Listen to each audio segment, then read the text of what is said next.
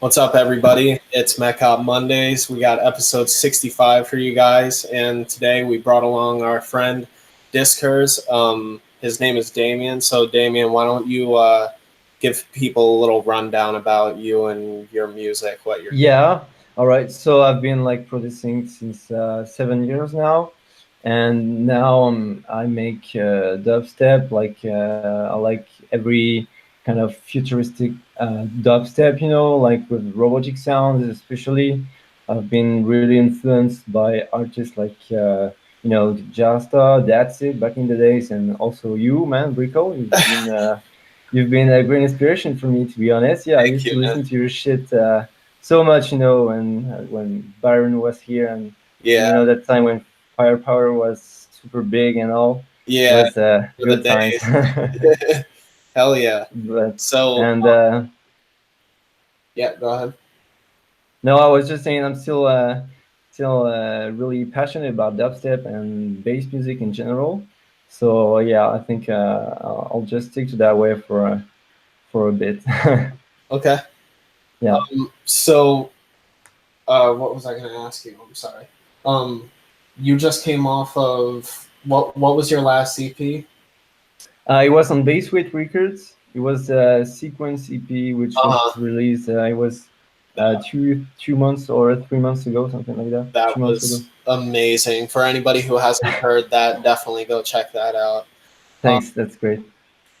I love everything about your music. Honestly, I love the intros and everything. The really epic cinematic sci-fi style. Like I think you really nailed that melding of like the melodic and the heavy robotic, which I'm just a total sucker for. So I'm super excited to have you and be able to Thank you. That's bring. great. Um, But I feel like you're also good at it. Like also in your sounds, I can definitely feel in your song, some of your song, and some kind of epic vibe. You use also, I feel like strings or orchestra instruments sometimes yeah, in your yeah, tracks. yeah, So totally. Yeah, I'm all about it, man. Some of that like end of the world type shit, you know? yeah, I love that. It's amazing. Yeah. I really love that side of dubstep, really like apocalyptic and dark, Uh, and But sometimes I know I can be a lot melodic in my tracks, uh, and I know that I'm not sure it's like this is something that would really like work with everyone. I keep saying myself that I should go with maybe sometimes intro more like dancey, like made for to be played on live and not so much deep into melodic. So I'm trying to really like you said, mix the contrast and add melodic with also with the drop, So right, right. Yeah, it's kind of hard to find that middle ground, but I think like I think you should keep the melodic thing and like go as hard as you want melodically. I think what it really comes down to in terms of play out is like having an accessible build up and everything, you know? So like you can definitely have like a lot going on in the intro, like how you do, but like you always have like a clean cut breakdown to build up structure. yeah, So like I don't ever find any issues playing your stuff live. Like I play your stuff live every single show and like it always works out nice, perfectly, you know, like amazing. I Thanks, love it. that's great. I play sequence and what's the other one I've been playing? There was Nemesis, robotized, and also encode. I think it's Tactical Threat. Oh yeah, okay. Yes. Yeah, that's a banger. Nice. Thank Yeah, you.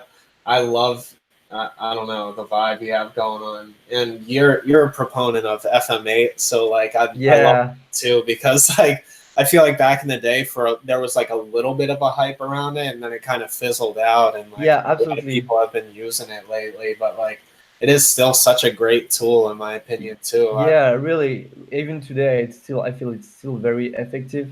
Uh-huh. But there is also other alternative like operator or Uh-huh. citrus also, Uh-huh. which are in other ways they have their advantages. Like there is a thing I don't like about FMA, for example. It's like the filter. I feel Uh-huh. like you're so limited with the filter, and I wish they would like release some kind of FM9 or FM. It would be so sick, like with Yeah. more options. Also, the possibility of modulate the bend on the waveforms like more precisely. Like Uh, instead of just choosing the waveform. yeah, But yeah, having some like oscillator or operator effects and everything. That's yeah, like I unfortunately don't have Ableton Suite. I just have the standard edition, so I don't have operator, but I know with operator you have the capability of editing the harmonics of individual yeah, operators within the FM. So like that seems like so much fun. I wish I could do that, but I yeah, just don't have operator yet. exactly. I'm gonna do that upgrade soon though. Like I definitely want to upgrade to Suite. Yeah, I'm really curious about it too, because I never really, I wasn't into too much deep into this thing, to be honest. Uh huh. But it seems so powerful. Yeah. Have you Did you pick up Massive X yet? No, yet, nope. But I'm still. I looked at some feedback. There are some people saying it's dope, other people saying it's not that dope, and there is a synth called Faceplant from Kilohertz. Yeah, yeah, I see a lot of people talking about it, and I'm also really curious to try it. Some people yeah, said that Faceplant was better or something like that, yeah, but I don't know. But I'm gonna try Massive X anyway for sure. yeah. I'm just a sucker for native instruments at this point. Like for the first like 7, 8 years of music production, I was almost exclusively using Massive. So Yeah, me I too. built such a strong relationship with Massive that I feel like I still haven't clicked with Serum in the way that I clicked with Massive. Mm-hmm. And now using Massive X, like once I got used to the interface and everything, I found myself like really slipping into the workflow. It does feel like the original Massive, but you have so much more control, I feel like, over the tonality and stuff like that. And the performers aren't like Yeah. super locked to a grid. Like you can change the curves on the performer and stuff like that. And Okay. Yeah. Yeah. so you draw that all in and everything. You're not restricted as much as like the regular Massive. It's pretty much like the envelopes and Serum at this point. Can you like? Do you have like more possibilities of FM between like oscillators or Um, things like that? that I haven't figured out, but I know that like I think when I was reading up, they said that there are capabilities within the routing tab to add some FM, but I gotta double check on that. I know Yeah. there's PM modulation, um, and there's like Yeah. a bunch Okay. of cool like wavetable modes. Like they have this new. I don't know if you saw about like the Gorilla um, wavetable filter. No, I didn't. It's like their new signature with Massive X, but it's basically like I don't know what kind of process it does, like in technical terms, but it really modulates and can crank wavetables in a really interesting way and give you some really interesting. It must be something like FM with a combination of some other. There, it's something weird going on with it, but it's super cool. Like really Okay. play with. That sounds really interesting. Yeah, it does. I feel like Massive X takes a lot of CPU usage. Okay. Um, Aside from that, I'm loving it. Like I feel kind of back at home. Like I said, I never clicked with Serum the way that I had with Massive. So like Yeah. opening that back up, I'm just like tickling myself. It's like it's got me I all can I excited. can understand that. Yeah, definitely. Yeah, so that's been fun. I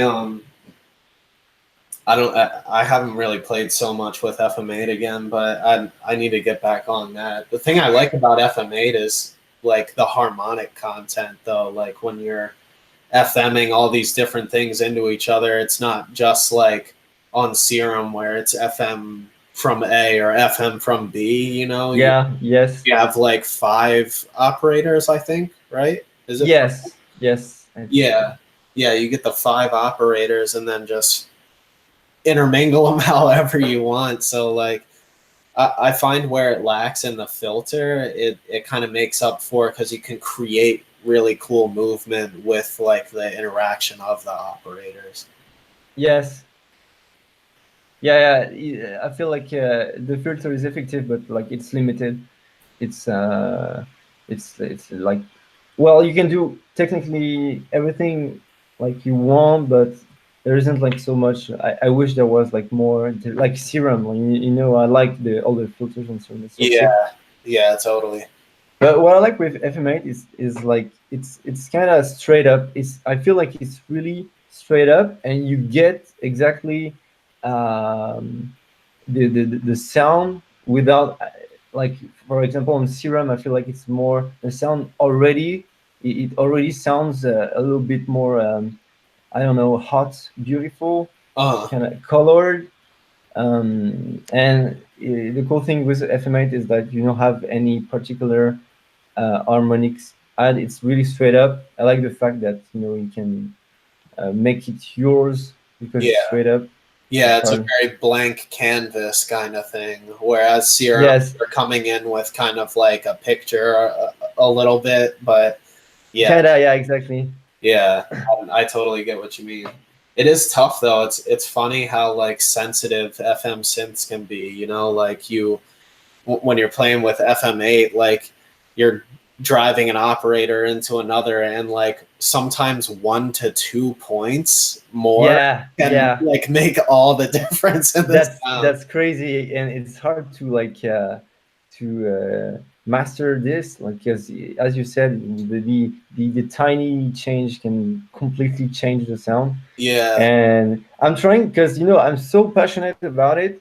To me, it's really like a science, Uh-huh. and I'm trying really to find uh, find some laws I can replicate by having to have this type of sound like more growly, or to have this type of sound more high, more Uh-huh. kind of lasers. I'm trying to understand the how it works. And yeah, it's crazy. Well, sometimes I can spend, like, for example, hours on Yeah. on, on things, and it's crazy because I don't know if it's the same for you, but when you're like hours on a thing, at some point you don't feel how good is what you're making, and Yeah. then after that you're listening and you're like, oh, okay, what? Yeah. it's Yeah. so so it's so crazy. Yeah, you have to like refresh yourself every once in a while, I feel like. Yeah, definitely. Yeah, I need to step up on some FM8 though. Like your music is super inspiring in that regard. Like I don't know how you do it, man. You have so I feel like I still kind of like fumble a little bit in FM8, like I'm kind of stumbling into good territory as opposed to like knowing how to get to where I'm going, I'm kind of like bouncing back and forth until I kind of find my way. Yeah, But, like I definitely want to get it down a little more because I feel like with so many FM possibilities, like I feel like you can get a cleaner, distorted sound if that makes sense. Like you don't even need to use as much distortion, but you can still get that crispy high end and whip in low mid frequencies and stuff like that. yeah, It's really really interesting. yeah, absolutely, absolutely. Um, I love how you can go deep in the complexity of the FM. Like, it's crazy. The reaction when you try this oscillator, this waveform, this ratio, and the results you get, and you can spend hours on this. It's uh-huh. so. But it wasn't at the beginning when I first used it.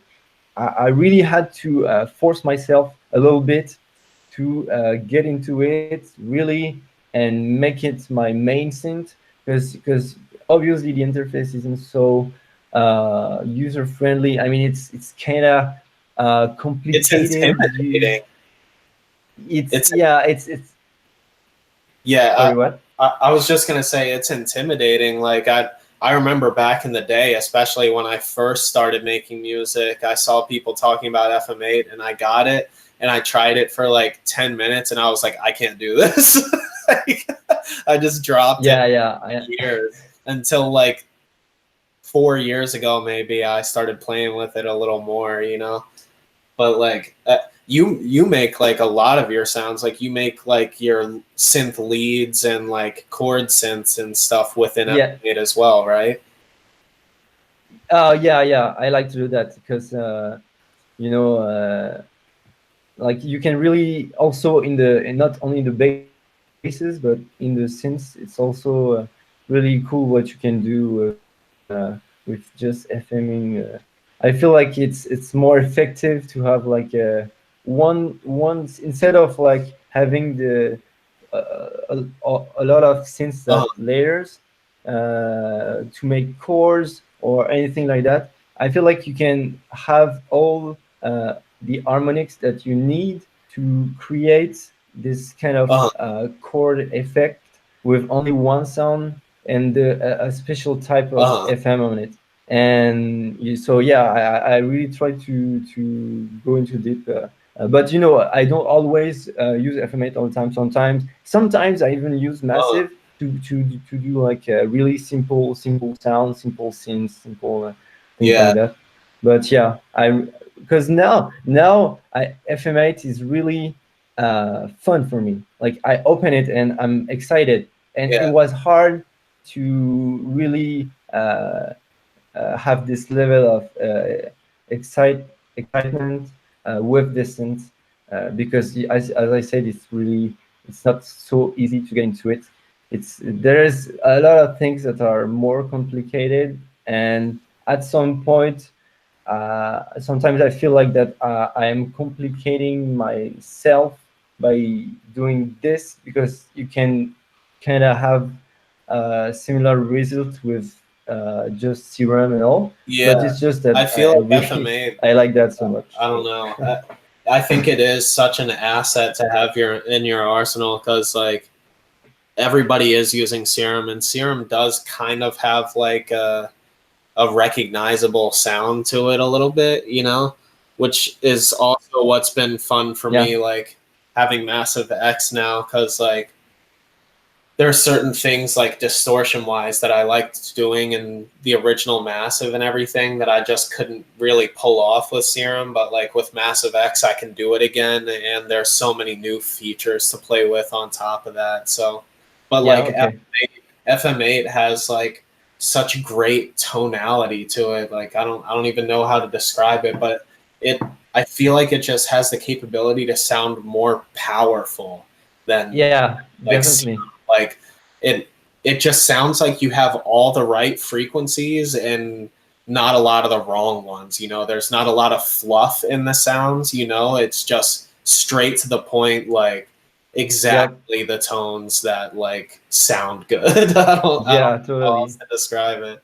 Like the one song that I'm most recently working on that uses Serum for like the two big main sounds, or I'm sorry, FM8 for the two big main sounds.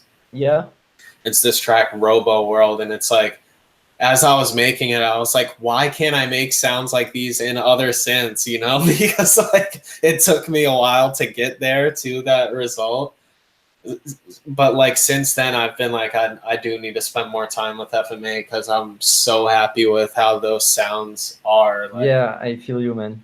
it's just crazy. Like there's something about the way it modulates too. Like it just sounds so solid and big. Yeah, And I yeah. can't understand the technicalities behind it. It's like it's funny because you know technically like I feel like you can recreate what you're creating on FM8 on operator, for example, but it's just the way the synth is, and it will like affect you in your way of going in a certain direction to have a certain sound Uh-huh. that is probably different than the way operator is gonna uh, show you like point you to make other kind of sound. I don't know if you know what I mean, you know, but like the just the way the synth is designed Yeah. Yeah, the will make workflow of everything. Absolutely. Like, I mean, I'm sure you could make a lot of similar sounds on Massive to Serum, you know, like it would definitely be a different process though. So I get Yes, exactly what you mean, you know, like yes, totally. every synth has its like nooks and crannies that when you get super intimate with the synth, like you're going to figure those out and how to exploit those and really start getting the results you want, you know. And that was the really huge thing, like I was saying earlier with Massive, how much time I spent with Massive. I just learned like these few little things that really work together. And Mhm. like I started using those a lot more to achieve like tones that I want and everything, and like just built this really strong relationship. Whereas in Serum, I don't think I've spent enough time to really master Serum. Like I do feel Yeah. confident in some of the sounds that I was making through it and everything, but it's still, like I said, once I picked up Massive X, I was like, man, I've been waiting to make sounds like this again. It felt like, you know, I'm looking forward just to try it. yeah, it's just something about it just clicks with me. And, you know, I think those synths will be different for everyone. I know there are people Totally. who are huge proponents of operator, like we were talking about. And then some people like you are like, I know Dark Elixir back in the day used a bunch of FM8, and Dijasta used a lot of operator. I think he still does. And Sudden Death used operator. And there are so many people that use. Yeah, I know. Yeah, Definitely. yeah, so it's, I don't know, it's such a toss up, and it's worth exploring too. Like if, I mean, granted, you have the privilege to explore it and like maybe even just download demos or something like that. Or I mean, if you're in a really bad spot, torrent it until you have the money to pay for it or something. But explore different synths, you know. Like Yeah. it's Yeah. definitely worth getting into, especially because you might find like you're better in one synth at doing synth leads or something, and then the other one you like using for your bass lines or something. Yes. You know, like Totally. stuff like that. I feel like that always happens. Like when I'm stuck on trying to figure out a lead sound, I feel like I always open up Razor. Like Razor is my go-to for lead sounds, and Oh, nice. I don't use it, it's but it sounds awesome, good. man. It has like it has really good effects on it. Like the effects are just crazy. It has like dissonant effects, so you can like really like mangle a sound, or you can like the reverbs and delays on it sound really really good, like super polished. I don't even know how to describe it, but the Damn. effects are just really really great in that. All right. Like I pretty much I'll drive like a clean signal, like a saw, just into the filters and then into like a reverb or a delay from it or something, and that's enough to make like a really nice lead sound. It's crazy. Nice. Damn. All right. But yeah, that runs back to like the tonality on each individual synth. Like they're all gonna have some kind of slight like color to them and like starting point to them. So like I don't know. I'm huge on sound design and like figuring Yeah, no, I know what you mean things out. totally. Like for like there is some sense the effects on Serum are dope too. For example, for FM8, I'm not a huge fan of the effects on it. Meaning, Uh, I feel like there's a thing that I use a lot. It's the phaser. uh, I love it. But yeah, the other effect. I mean, the effects are cool, but I don't find they are especially like super dope. But yeah, so not always maybe crazy useful either. You know, like the reverb. I feel like you can't tighten it up enough to like really use it as part of the sound design unless you're gonna resample and cut the tail, because like it only goes so low, the decay time on the reverb within FMA. So yeah, like there's like little stuff like that, and then like the mouth talk filter is like I understand what it's doing, but it sounds like a little corny almost. yeah, I know what you mean. Yeah, but yeah, I've done like I think in that project I was talking about where like the main sounds are from FM8. I slapped Serum effects on it and just did like Hmm. a couple things, you know, like Yeah, I do that too. Yeah. expander, yeah. But yeah, it's so much fun like mixing and matching. like that. Um, so I have we have a few submissions here. I guess we could get into that. I'll pull them up real quick. So what have you been working on lately? Are you building an EP? Are you building singles up or? Okay, so I am working on a single to announce something special that I can't say right now. But it will come pretty soon. I think probably something like this month or the next one. But I'm releasing a track that next Monday, and I will officially announce it probably tomorrow. Awesome. It's going to be a free download because it's been quite some time. But no, yeah, I was working a lot on that track. I am also working on mostly singles, but I'm gonna probably start working on another EP pretty soon. Yes. Awesome. So, So I'll definitely be looking forward to it, and you can count on some retweets off my end. yes, and I will send you some of the stuff I'm talking about. Yeah. And after the work I finished this one I'm working on. I wanted to work on our collab with you too, because I didn't work on it anymore a lot after I sent you a message. But it's I'm gonna work on it because I needed to finish these solo tracks for a label. So yeah, but after that I will work on it because I'm looking pretty forward to it. Yes. I'll be here, man. You know, like I know how it goes too. Like sometimes you do have your own shit to focus on. I definitely don't take offense, but I think we will definitely hammer out something super sick when the time is right. Yeah, I'm no doubt about that. Yeah. So, but it's I'm like sometimes I feel like I'm super slow making tracks. You know, I feel like I would be so much like faster or anything, but I'm really paying attention to detail and trying to get a mix down, sounding the most better possible. Yeah, that's the same way I am. I spend so much time like after writing, even when I have like 16 bars or even 8 bars of a drop, I'll spend so much time like engineering it just so I can hear it better as I'm working on it and everything. But yes, totally. I don't know.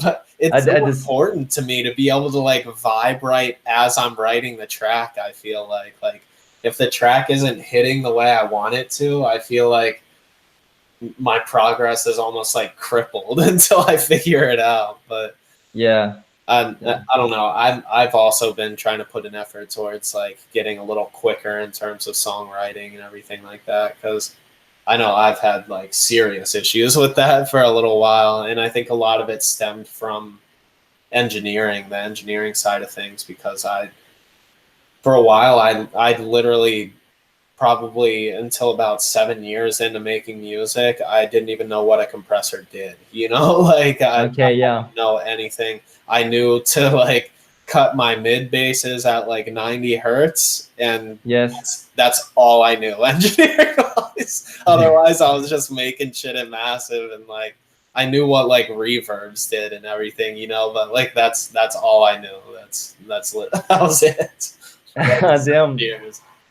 But yeah. Did you have a background in any other music, like as you were growing up or anything? Or you mean like if I made other kind of music, other styles? Yeah, if you did other types of music, or if you played any instruments or anything. I was a drummer for 7 years. I really liked metal music, rock music. I think that's really like heavy, and I was also a fan of rap, all that shit. But mostly I was a huge fan of orchestral music, as you can guess. Yeah. and that's where it started. Actually, the first tracks I ever started was orchestral soundtrack. It wasn't for film or movie or anything, but I wanted to make the movie soundtrack that you can hear on movies, Uh-huh. like Hans Zimmer. Obviously, I'm a huge fan, and I feel like it's a good. But there are other people, but I was a huge fan and of all of the Dark Knight, Inception. Yeah. He even did the Lion King, Gladiator. Uh-huh. He did so much movies that are super popular Yeah. nowadays. So it was mostly from him that I wanted to start kind of making orchestral music. Uh-huh. So it was hard, mixed down, it was horrible. I remember the first ever DAW I used was um, Magic's Music Maker. Really? It's a little thing. It was like it was 7 years ago. Do you know it, or I don't think I heard of you it. know? It's like a pretty simple Uh-huh. DAW. I remember I would put like 4 tracks, 5 tracks. It was maybe, and he was going like it was too too hard. It was so I was mostly like experimenting uh, the creative way of making music by trying different type of shit. And then after that, I wanted to upgrade, and I remember the first it was Cubase. After that, the second I used Oh Cubase. wow. Yes, I tried it. It was fun, and I made some movie score soundtrack on it. But it was really a first experience. And then after that, I kind of got more into deep into dubstep. I remember the first artist I listened was Crispy. I Oh don't know if you know. really? Yeah, I haven't it heard was. his name in a while now. Oh yeah, it's Cool. really old. Huh? But That's like, so crazy. I remember just seeing Crispy all over YouTube back in the day. dude, yeah, That's right. crazy. The Wow. Predator tracks. Yeah. Uh, it was the, and then I discovered Skrillex, and I think I'll always remember the first time I listened to. I was like Scary Monsters EP, and I was like, I didn't understand. I was like, what the fuck? I think most people have that reaction first time they listen to dubstep, Uh-huh. and it's kind of funny because it's like you don't understand yet, and then you get to listen again, and then you understand the complexity, and you're like, damn, okay, yeah, it's genius. It's like, Yeah, totally. so, That's so so I that's pretty much like when I after that I wanted to make dubstep instantly, uh, and I didn't really try to. But I studied, um, I studied music. Well, not music, but like sound design course. I took sound design courses for 3 years, so I tried other things in as exercise in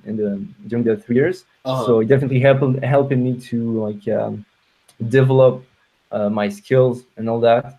Yeah. Um, but yeah, I'm so curious about it. I tried a lot of different DAWs, like Reason, FL, um, and then Ableton after that, and Logic. I've tried too. Yeah. That's crazy. Yeah, I was gonna say, man, for like 7 years, I feel like you are so ahead of the curve. Like, did you have any music theory background, or was it just Mm, drums? and only drums, man. I don't know shit. I don't know. I'm not good at like. I don't know much about like the music theory and the chords, and I know a bit basic things, but like That's so it's crazy to me because like your melodies always come out so good and everything, but it really is just more of a feeling, honestly. Like, yeah. It's I go with the feeling. It's like when I write a track too. I I really like. Uh, wa- listen to it and want to try to imagine what comes the. I mean, I'm sure you do that too. You know, you try to feel what would be the most natural way to Uh-huh. continue the track without like sounding too weird or Uh-huh. like not appropriate. If you get what Yeah. I mean. Yeah, totally. That's That's really awesome, man. That's super inspiring stuff. Like, I don't know, people need to take note, you know? Like I feel like some people have interest in the music and won't do it because they haven't done any kind of other music throughout their life, you know? But like I started from the same place. I had my brother used to play drums and my dad used to play guitar, and I just had no interest in like music really and until I heard dubstep, and then I started wanting to make dubstep, and then a few years into that, I decided to start learning like keyboard and like teaching myself how to play keyboard. Oh yeah, nice. That's. I think you did. I want to do the same pretty Yeah, soon. Too. it's so nice, man. Like when you're stumped, I'll just go and like practice and like even just fuck around until I like find something that like is kind of working, and then I'll start like writing a track, you know, or something like Yeah. that. I need to I think for a while I was like overthinking my melodies and stuff like that, you know, like I feel like when you start learning something, you're like hyper sensitive about it, and like I don't. Yeah. Totally. Absolutely. The first times when we started discover how music production work was like the most exciting times. You know, you were. I remember I was exciting about everything. Yeah, I was. Every time I was discovering a new thing, I was like, damn, damn, damn, damn. Yeah, And then you know, obviously with time, the excitement decreased because now it's like you know already everything. yeah, But if you're really passionate about it and want to try to create again new things and try new things, you'll always find some excitement at some yeah, point. yeah, totally. I do feel like after a while my excitement kind of died down, but like Yeah, um I feel that. I think it was because like I realized how much I had to learn and still had to learn, and like how much there was to take on, and like I knew I was gonna have to just like kind of grind it out for a few years, but like I Yeah, definitely got the passion back now. Like I feel really excited again now. Like every time I start a that's project, great. kind of impressing myself here and there again, you know, and like it had been a while for that to happen. So Yeah, it feels really good though. Like even if you lose like I was definitely still passionate. I just wasn't excited about it for a while, and then like I get that. Yeah, I feel like things like got a bit more interesting over the past couple of years in terms of dubstep. Like I feel like for a while there was this little like everything was the same for a while, and then like sudden death started his rise and everything, and like really shook shit up, and then oh yes, I couldn't agree more on that. yeah, he really like I remember listening to like Take Your Head Off, and I was like finally somebody shook it up, and like Yeah, man, some good flow and like interesting sound design again. Like it's like everything is perfect. yeah, yeah. He and Mastodon are like that. You're just like, what the fuck Oh are yeah, these he's so dudes good doing? too, man. It's so Nah, cool, though. It's dude. so inspiring. Like I felt like dubstep had lost that for a while, where I wasn't so much hearing stuff that I was like, how, you know, like, and I was like, oh my god, this is so sick, you know, like there weren't so many of those moments for like a couple years for me.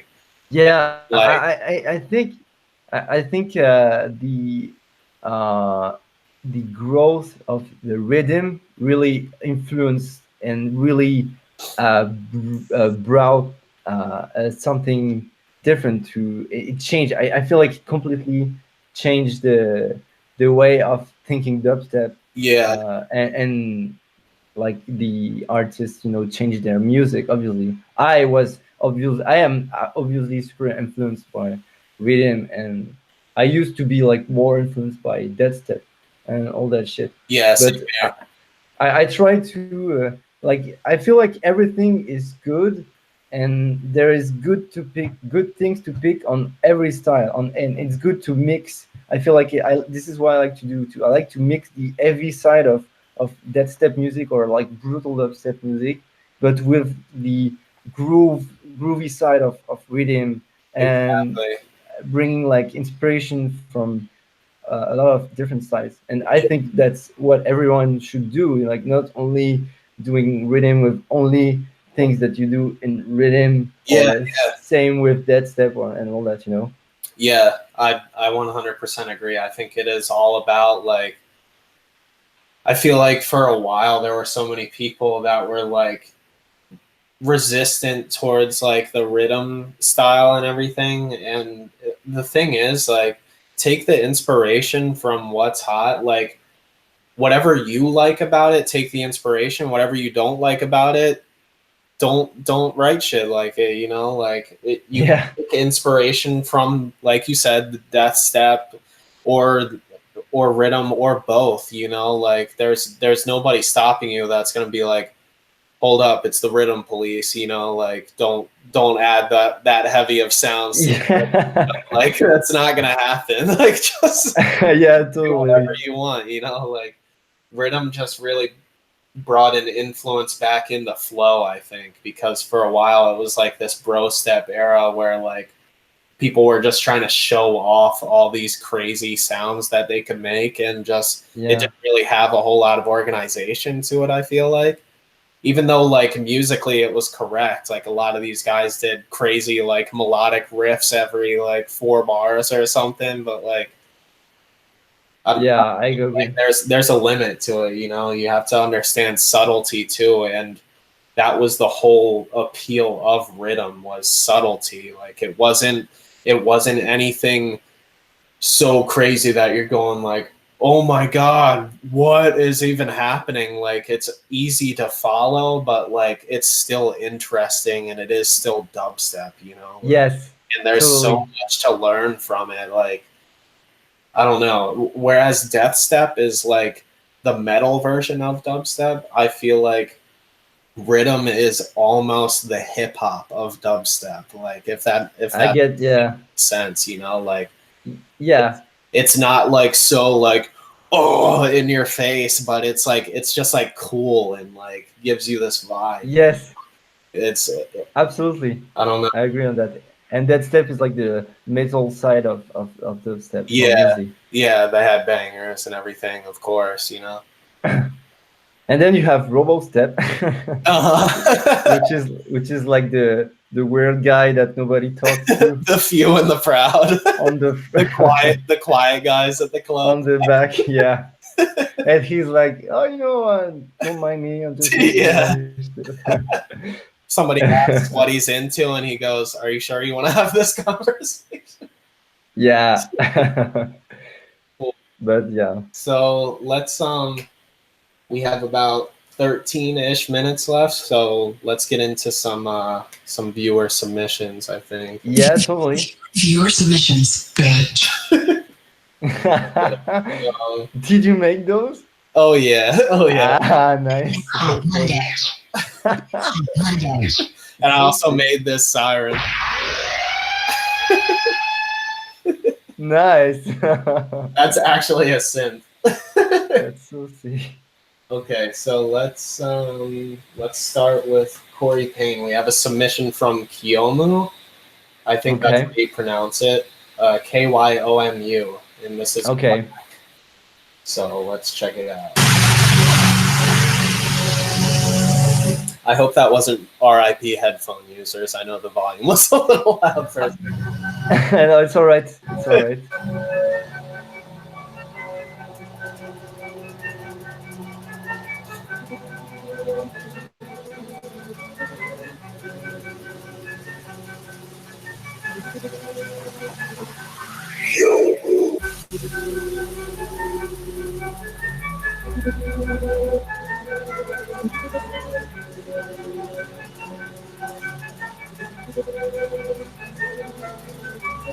Way D's back. It's here.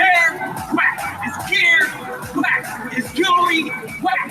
His footsteps, whack. The way they talk, whack. Me, I'm type boss.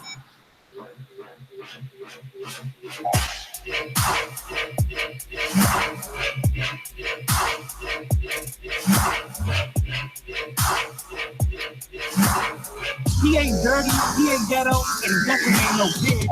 Whack.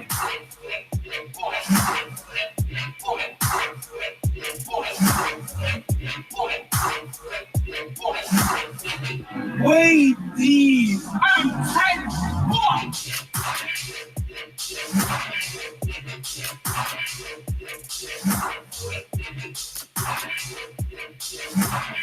And you definitely can't skate transition.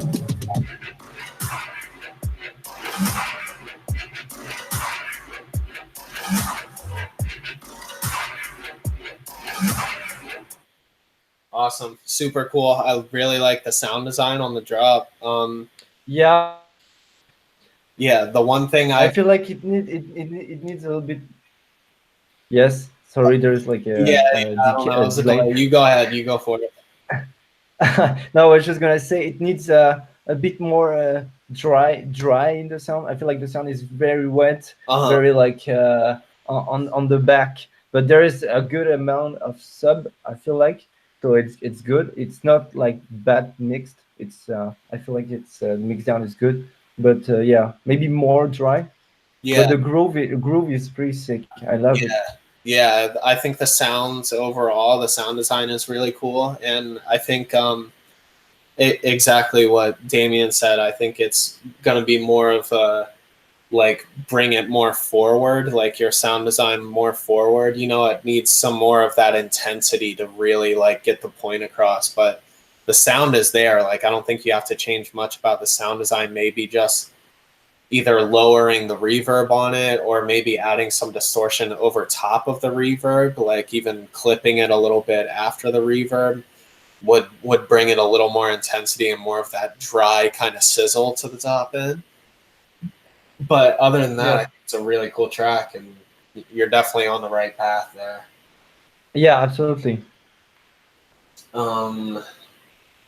So this is from BRAF.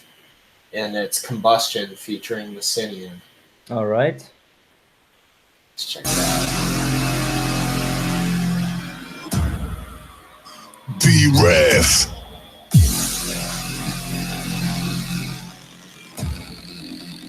Messinian.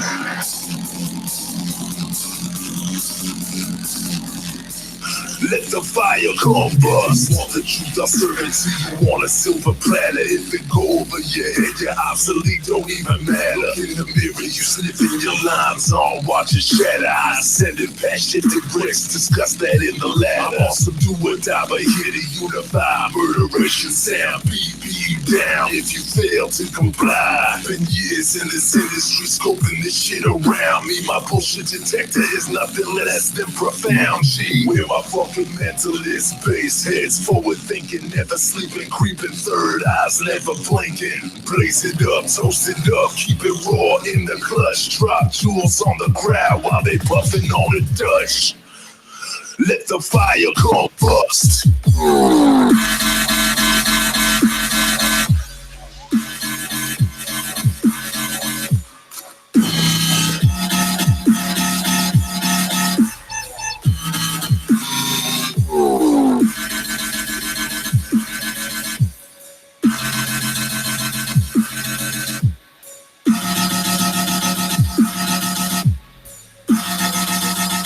Let the fire combust. Bust, bust, bust, bust, bust, bust. Fire combust. Bust, bust, bust, bust, bust.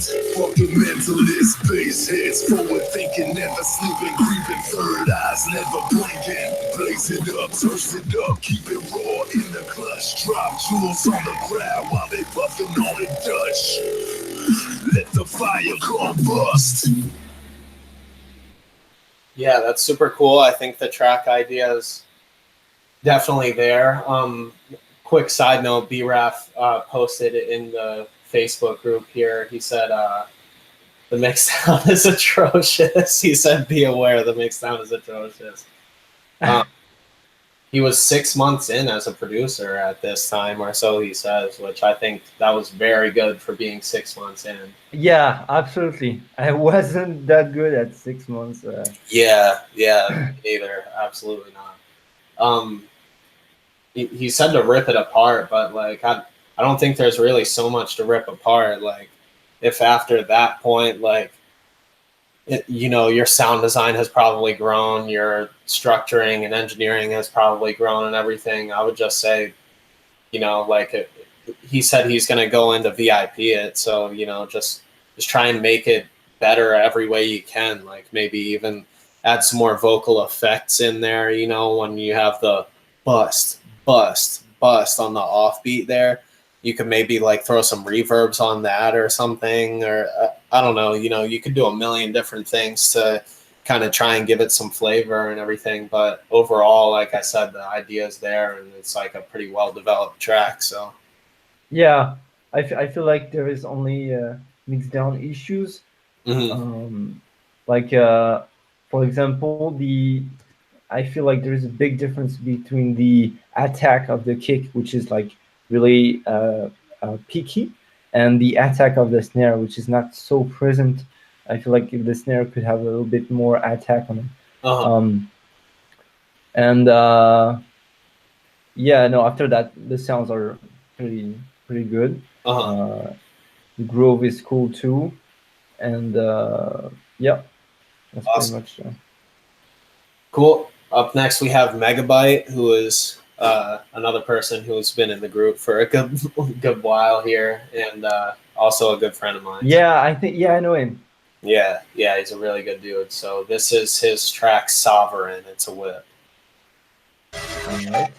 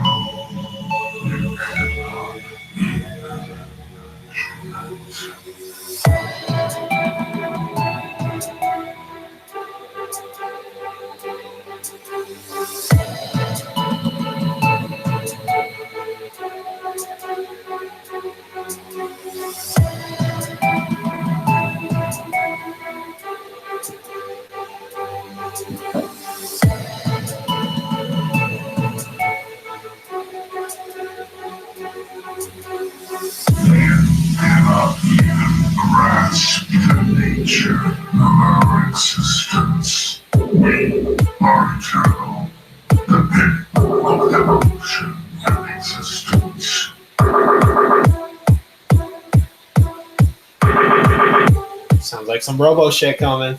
Yeah, yep. Because we want it, and you will get it, because we demand it.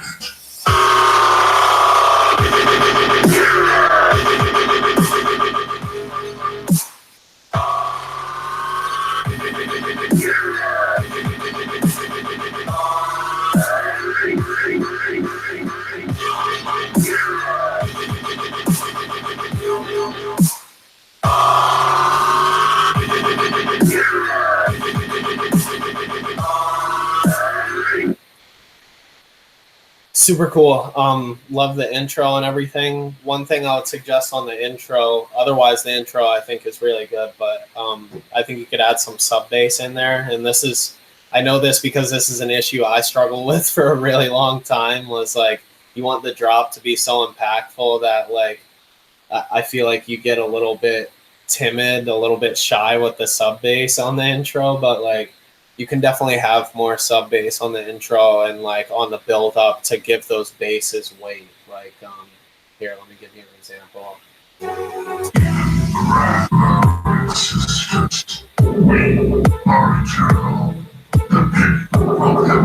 Like right there, those could probably have a little sub bass on them just to carry a little bit of weight, because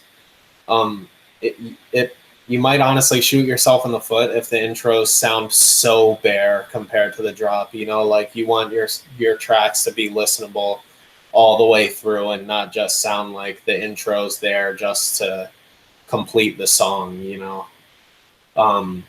Aside from that, I think the sound design is really cool. I think it might be a little over compressed because the sounds aren't really super dynamic, and it sounds like they're missing a little bit of high end too. Um, Yeah, I agree so on that.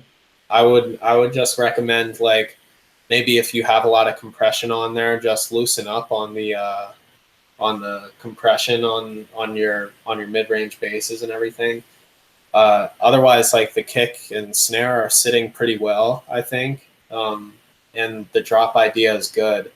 Uh, One last suggestion I would have is maybe have something you can depend on a little more in the flow, like give it some kind of groove that people can really latch on to, as opposed to just kind of like having these patterns that kind of shift through. Like, give them something that they can latch onto and groove with, you know, in a sense. But I think it's a great track overall, and I think it's really come together. I know it is. It does say it's a work in progress, so great job so far. Yep, I agree. Looking forward to hear the final version. Besides the mixdown issue that you said, that maybe it's a little bit more high ends, more FX. The intro a bit more filled up with maybe other elements, effects, noises, uplifter, up filters. I feel that it's pretty effective. But like you said, it's a work in progress, so it's already good. Yeah, awesome. So, last but not least, we're kind of over time here, but we're going to end you off with a couple questions here. So the first one is, how do you start your tracks? Like, what do you start with first? Is it the intro? Do you normally start at the drop? What do you do? Well, it depends. I do both. It's either I start with a drop, or I start with an intro. I would say most of the time it's it's intros. Well, back in the days, I used to start always by intros all the time, Uh-huh. but I don't do that anymore because sometimes I just have a drop idea that I want to recreate instantly, or sometimes I just want to make a sound design that I'm like, yeah, I want to I want to try to do this and try to, and then I have a drop. But yeah, it depends, and it's usually the first thing I would have. It's like either a synth with a melody and a bass at the intro, and or the Uh-huh. drums at the drop. I start with the drums first, and then I add the sound. Gotcha. Yeah, that's interesting, because I know a lot of people in hip hop will do their drums first and then work on the sounds, you know? And Yeah, I personally haven't worked that way, and I feel like I do want to try that, because I have heard that it's like it's good for the sake of like knowing where your bass sounds could sit, because I feel like sometimes when you're engineering both at the same time, like, if you have your drums laid in well, then you know where the basses need to go. Whereas if yes, when you're doing both at the same time, like, you ramp up the intensity on the mid range, and then you're like, oh, my drums are lacking, and then you ramp up the drums and everything, and then you're just fighting, and then at some point you can get to where everything is just too intense, too compressed, and everything. You're not battling. Like, if you know the drums are going to be a big focus of your song, then if you mix everything according to how the drums sound best, that's probably going to be your greatest result right there. yeah, yes, totally. And it took me a lot sometimes to realize that, in fact, the drums it's like 50% of the track. The drums need to be really good. I have something satisfying to listen to, and I feel like it set the groove of the drop, the Yeah. way your drums are gonna be. So I feel like I take this as a base to have to put sometimes my sound design after, Uh-huh. and if I have an idea of a particular sound design, I will design the drop to fit the sound design I have in my head, you know. Totally. So, Yeah, because like you go in and start with like a sustained bass, then like, you know, like you start playing yes. things out. That I've told a few people that like a lot of the times my process is like I'll start with the sounds, you know, and like I'll open it with just the intention of playing around with sound design, and then I just start making a track instantly because I get done working on one sound and I'm like, oh, it would sound cool if after it did this and then this and everything, and then the track like normally Yeah. starts like that for me. So that's really Yeah. cool. That's really really cool that you start with the drums. I'm definitely gonna try that out. Hmm. So the next question is, do you prefer to do most of your sound design within the synth, or do you do a lot of post processing afterwards? Usually it's within the synth, and the processing that I mostly use is not that complicated. Like it's mostly OTT, Uh huh. OTTs, distortion before the OTT, but usually they're not here to uh, add, like they're here to perfect the, like make even a beautiful sound from the bass that I have, but it's not my processing usually is not made to help the creation of the sound itself, if you know what I mean. Yeah, it's, yeah, it's totally. it's mostly to compress or add harmonics or distortion, but um, I feel like I want to more explore uh, doing like less complicated FM, for example, because I mostly do my sound in FM, and more distortion, like really more. I don't use distortion enough, in my opinion, and I feel like I should do it more because it really helps to, I feel, equalize the sound because it's super boosted, Yeah, so you don't have less problem with like too much high or too much, like as much as compression can do it too, you know.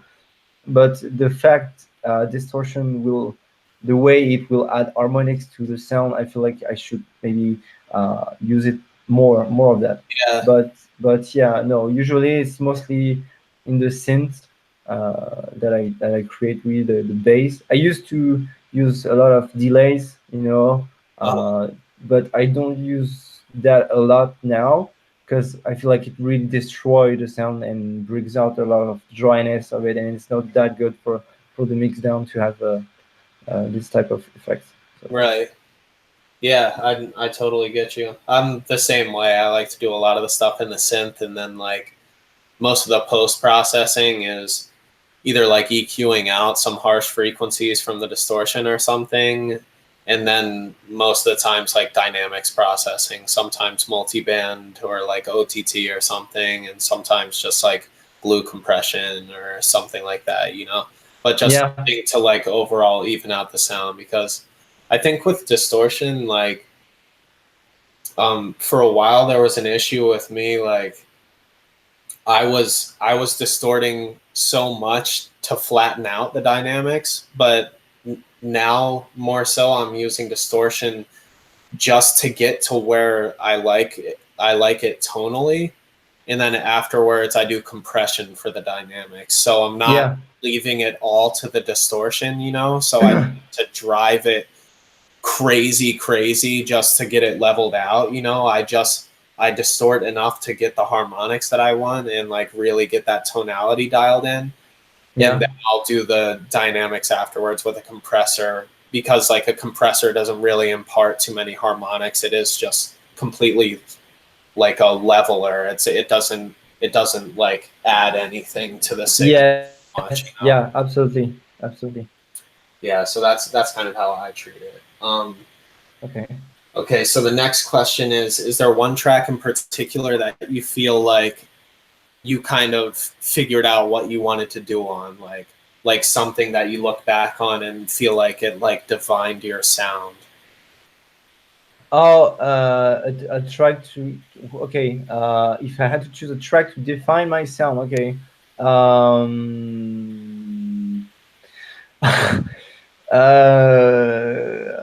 I don't know. Cue 20 minutes of scrolling. Let me just. Oh well, because you know. If there's not one that stands out to you, that's totally fine too. I'm just curious because like I know there was one song for me back in the day personally, and I know it's not everybody's experience, but that like I was like, oh shit, like I figured out what I wanted to do, you know? Yeah. Well, I feel like I had I was going different through different phases, influenced by me learning new sound, new sense.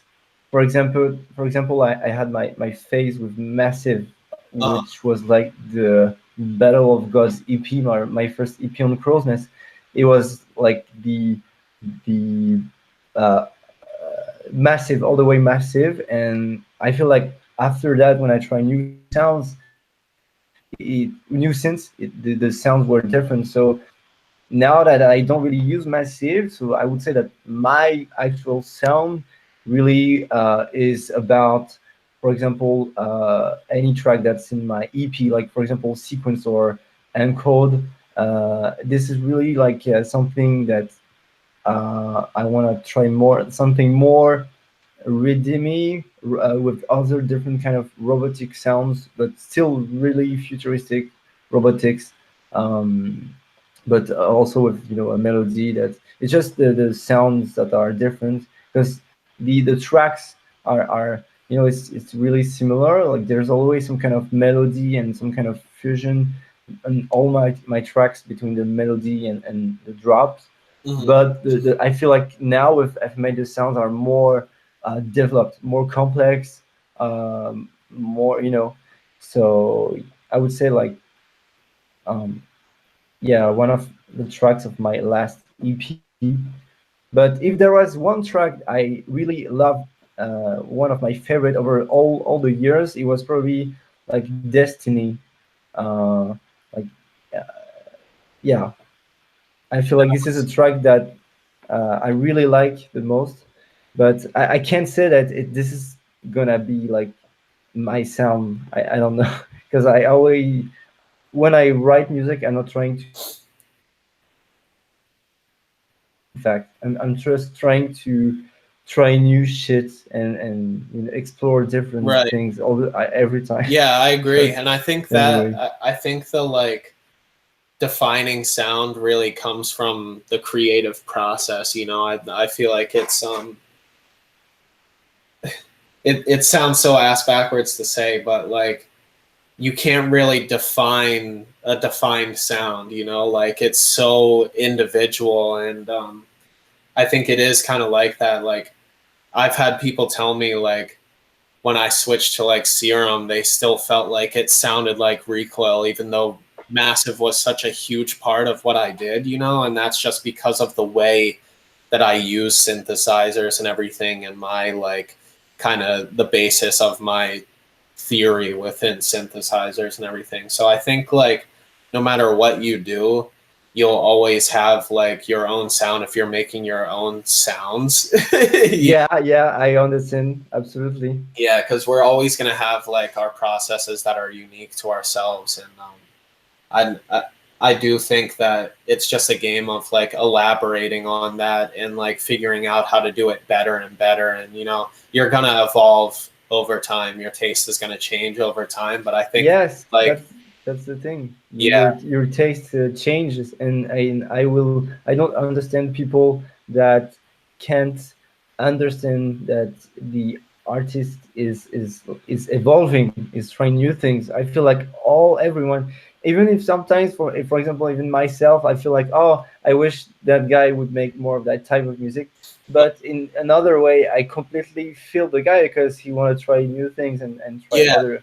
yeah, exactly. And I think So it's like I think not a lot of people view it this way, but it is okay to not like something of somebody's. Like you can always appreciate what they have released, and you can always look forward to what they'll release next. Like just because somebody releases a song that's a certain style, it doesn't mean that they are sold on that style and that's all you're going to be hearing from now on. yes, Absolutely. some things are experiments for us as artists and everything. You know, it's not always going to be. We're not always going to sit down and be in the mood to make the same song. We're not always going to be sitting down to punch ourselves to this super rad crazy track, you know. Like, Yeah. it's not always the same, you know. And to grow as artists, it is important that we branch out and explore different avenues of our creativity.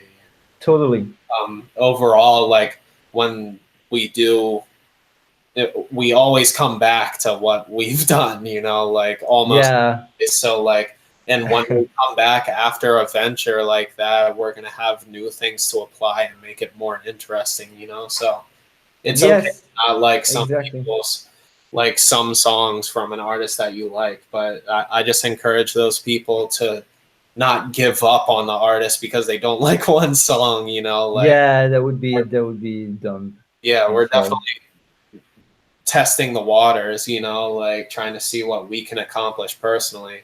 And you don't have to agree with something creatively to appreciate it, you know, like you can also appreciate the quality and the work that went into a song, but not be somebody who's like, I want to listen to that all the time, you know? Yes. I think that's a good practice. So the last question here is, what's one plugin that goes in every project for you? Is there one that's kind of like a little sauce for you, or? Well, of course, besides FM8, I would definitely say that it can be stock or third party, whatever. Let me guess. Well, there are a couple of plugins that I use all the time. So it's hard to pick one. But for example, a stock plugin on Ableton I use all the time is the vocoder. Oh yeah, you use that for your basses? There is in the modulator mode. I don't know how it does that, but it brings some kind of texture. Yeah. Especially with saws. Yeah.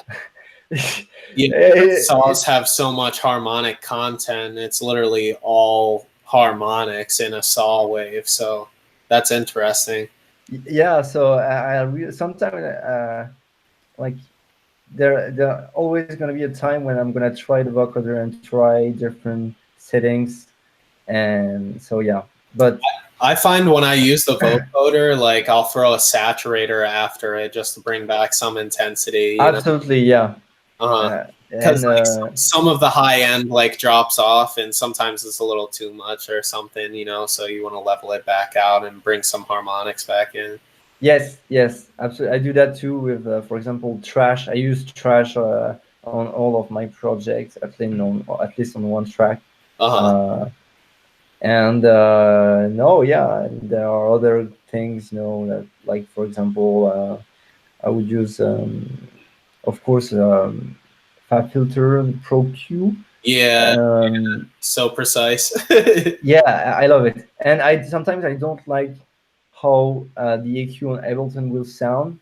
Yeah, when you, especially when you boost frequency, I feel it's so weird that I can feel the difference between. I don't feel like most people would definitely feel difference, but it definitely affect the sound in a different way. That is not. I can't really explain it, but that's the thing though. Like a lot of people don't realize that like compressors, as like transparent as compression might be in comparison to distortion, there are still, every single compressor is going to react differently. Every single EQ is going to react differently. Like they're all built slightly differently by different processes. So like there are some EQs that even add a little bit of different harmonics to your content. Like I know, for example, the VEQ by Waves, the VEQ4, I like using that for high end because it adds some sort of like excitation to the high end as well as boosts the frequency. So it's like, it's a really interesting sound. But like there's all kinds of different methods for creating these products, you know, like EQs or distortions and stuff like that. Even if it's the same type, even if you're using the tube distortion in Serum versus the tube distortion in Massive, like it's gonna be so different, you know, like yes, completely. it's crazy because you think like, oh, it's tube distortion, same thing, but it's not, you know. Yeah, no, it's not. Indeed. Okay, well, Damien, thank you so much for being here, man. It was a pleasure actually kind of talking to you face to face for the first. My pleasure. It was so. Thank you too, man. It was a really nice time, and thanks everyone who joined too. Yeah, appreciate it, guys. This was episode 65, and be on the lookout because after the stream, I will be uploading, like right now, my bootleg of Eptic Ready to Die for free. Yeah, I'm gonna check out that one too. Yeah, buddy. All right, guys, thank you so much for tuning in. Mech-Hop Mondays. We'll see you. See you guys. Peace.